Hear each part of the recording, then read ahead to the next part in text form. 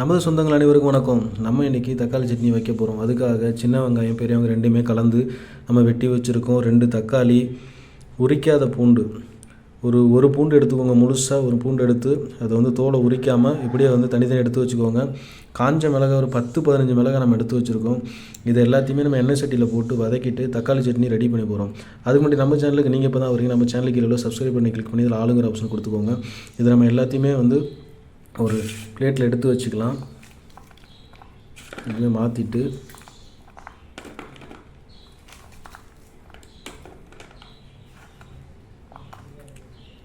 இப்போ இதை எல்லாத்தையுமே ஒரு பிளேட்டில் நம்ம மாற்றியாச்சு. தக்காளியை மட்டும் நம்ம போடுறப்ப நறுக்கி போடணும்.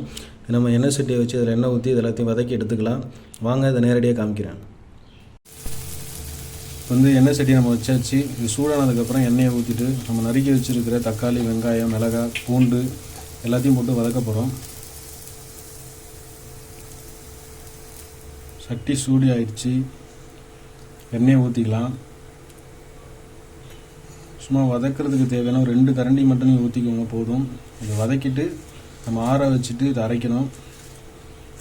எண்ணெய் சூடானதுக்கப்புறம் நம்ம நறுக்கி வச்சுருக்கிற சின்ன வெங்காயம், பெரிய வெங்காயம், பூண்டு, மிளகாய் எல்லாத்தையும் போட்டு இப்போ வதக்க போகிறோம். முதல்ல நம்ம நறுக்கி வச்சுருக்கிற வெங்காயத்தையும் பூண்டையும் போட்டுக்கலாம்.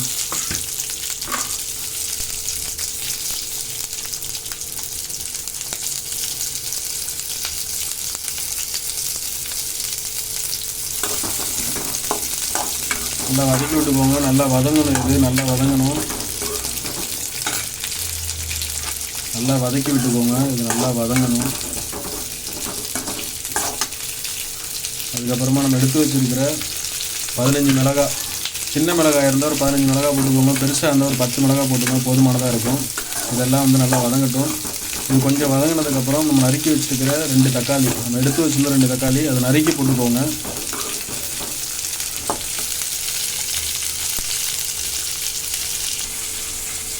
நம்ம எடுத்து வச்சுருந்த 2 தக்காளியுமே நம்ம நறுக்கியாச்சு. இது மாதிரி சின்ன சின்னதாக நறுக்கிக்கோங்க.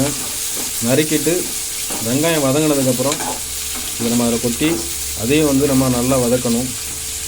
இது கூட நம்ம கொஞ்சம் உப்பு போட்டுக்கணும். வெங்காயம் வதங்கிட்டு இருக்கு.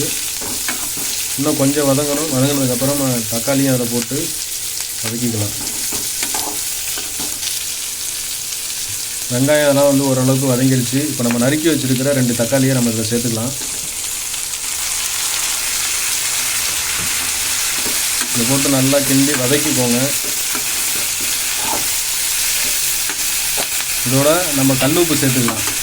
தக்காளி போட்டு கல் உப்பு போட்டோம்னா சீக்கிரமாக தக்காளி வந்து வதங்கிடும். அதனால் கல் உப்பு போட்டுக்கலாம். தேவையான அளவுக்கு கல் உப்பு போட்டுக்கோங்க. இதை போட்டு நல்லா வதக்கிக்கோங்க.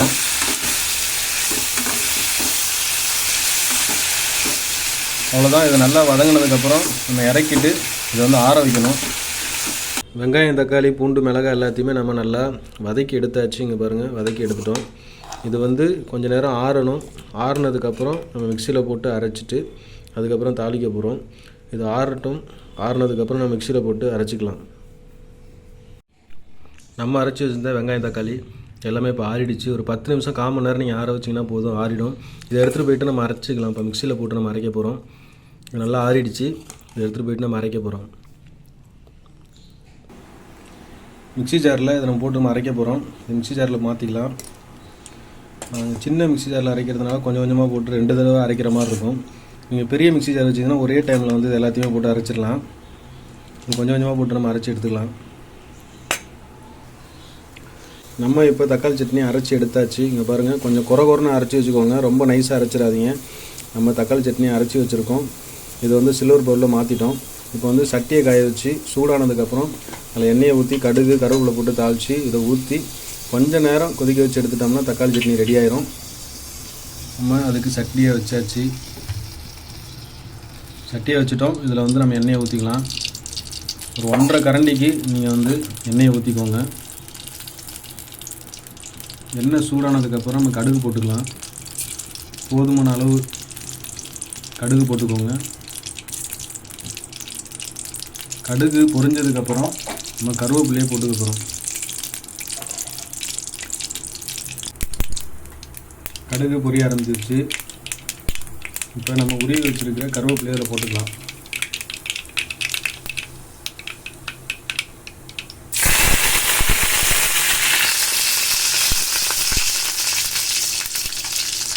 இப்போ பவுலில் மாற்றி வச்சுருக்க தக்காளி சட்னி இதை ஊற்றி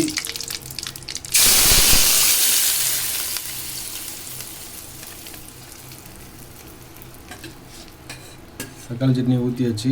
இது கொஞ்சம் நேரம் கொதிக்கணும். ஒரு 2 கொதி வந்ததுக்கப்புறம் அதை இறக்கிற வேண்டியது. ரொம்ப கொதிக்க விட்டுறாதீங்க, டேஸ்ட் இருக்காது. ஒரு 2 கொதி கொதிக்க ஆரம்பித்து 2 கொதி கொதிஞ்சோடனே அதை இறக்கிடணும்.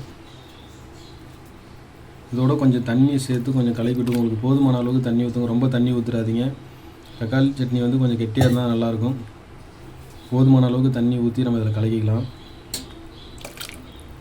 தண்ணியை ஊற்றிட்டு நல்லா கிண்டி விட்டுக்கோங்க. இது வந்து கொதிக்கட்டும். கொதிஞ்சதுக்கப்புறம் இறக்கிட்டா சுட சுட தக்காளி சட்னி ரெடி ஆயிரும்.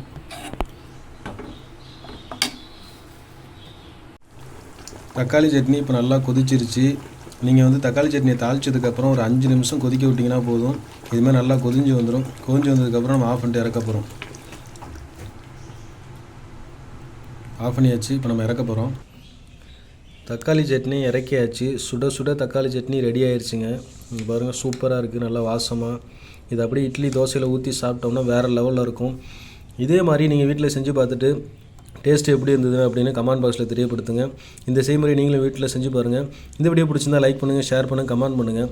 நம்ம சேனலை மறக்காமல் சப்ஸ்கிரைப் பண்ணுங்கள். நம்ம சொந்தங்கள் அனைவருக்கும் நன்றி, வணக்கம்.